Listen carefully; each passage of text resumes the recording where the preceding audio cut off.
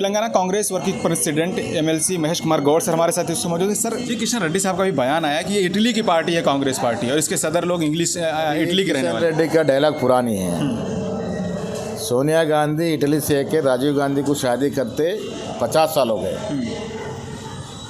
परिपूर्ण इंडियन बनी है वो। और आज पुराना डायलॉग से क्या करते। किशन रेड्डी आज की तारीख में आ रहे हैं। पब्लिक बोर हो गए। किशन रेड्डी कोई काम नहीं करा। किशन रेड्डी कोई प्रोजेक्ट नहीं लाया तेलंगाना के लिए, तो काहे को डालेंगे किशन रेड्डी को? चेहरा देख के थोड़ी वोट डालेंगे। किशन रेड्डी आज 100% सिकंदराबाद में आ रहे हैं, इसलिए तो ये गलत बयान दे रहे हैं। जी, अभी रेवंत रेड्डी का बयान आया कि अगर आरएसएस का 2025 में 100 साल पूरा हो रहा है तो आरएसएस और बीजेपी चाहती है कि आरक्षण को खत्म कर दिया जाएगा। 100% लेकिन किशन रेड्डी कह रहे हैं कि कांग्रेस झूठा प्रचार कर रही है हमारे खिलाफ। यही मोहन भागवत 3 साल पहले बयान दे चुके हैं कि आरक्षण को हटाएंगे वो। आज वही मोहन भागवत आके उल्टा स्टेटमेंट दे रहे। आरएसएस का षड्यंत्र है आरक्षण को हटाने का। और कांग्रेस अगर सत्ता में आती है तो 27% है, 20 रिजर्वेशन 50% से ऊपर ले जाएंगे।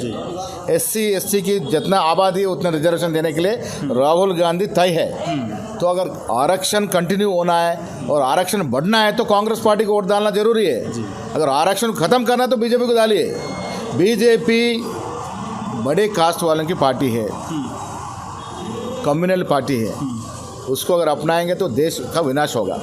बड़े कास्ट वालों की पार्टी है, यही इल्जाम कांग्रेस और लग रहा है कि रेड्डी और राव की पार्टी है, गौड़ की पार्टी। कांग्रेस पार्टी जितने गिरा दिए तेलंगाना में, आंध्र प्रदेश में, SC ST BC को जितना लगाम दी है कोई पार्टी देश में नहीं दी, ना दे सकती है। मुसलमानों के बीच एक सवाल उठ रहा है कि 12% मुस्लिम पॉपुलेशन है आपके तेलंगाना में। सिकंदराबाद में 27% मुसलमान है। आदिलाबाद ले लें, निज़ामाबाद ले लें, जहीराबाद 15, 20, 25% अलग अलग स्थानों पर हैं।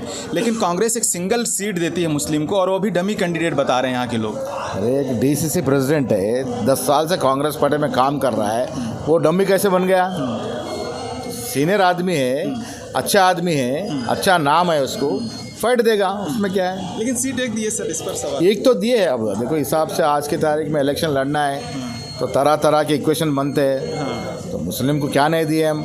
इलेक्शन होने के बाद एक एडवाइज़र बनाए, AG बनाए, AG में GPयाँ बनाए, 6-7 चेयरमैन दिए हैं। तो मुसलमान को कांग्रेस जितना दे रही है और कौन सी पार्टी देती है?